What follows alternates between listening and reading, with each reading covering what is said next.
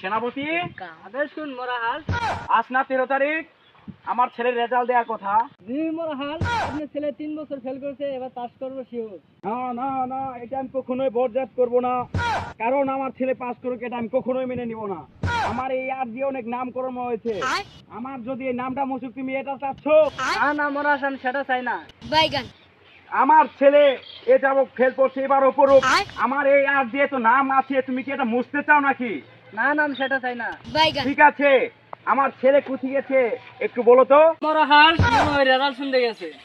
তাহলে একটা দুধ পাঠিয়ে তাকে আনার ব্যবস্থা করো। আর তোমাকে বলছি না আমাকে মরা হাঁস বলবে না কখনো। রাজপুত্র, আপনি এখানে বসে আছেন, রাজামশাই আপনাকে ডাকতে পাঠিয়েছে। শালাই বেটা না, আমাকে ডাক করে বেড়াইছি রে। আপনাকে জরুরি ডেকে পাঠিয়েছে। আচ্ছা যা, গেতাছি আমি। আচ্ছা আসেন। হে পুত্র, আজ না তোমার রেজাল্ট বাড়ানোর কথা। হ্যাঁ, আমার রেজাল্ট বেড়াইছি, তাহলে তোর কি?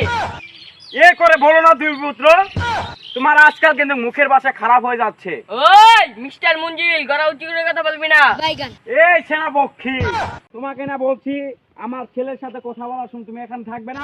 মাফ করুন, আমি এখনই চলে যাচ্ছি। ঠিক আছে, তুমি এখান থেকে চলে যাও। বাইগান রাজপুত্র, তোমার না রেজাল্ট বাড়ানোর কথা। ও বাড়াইছে, দাও রেজাল্ট দেখ। সাব্বাস, সেটাই নাকি রাজপুত্র আবার ফেল করেছে। ডাক গোলবাজে রাজ্যে আবার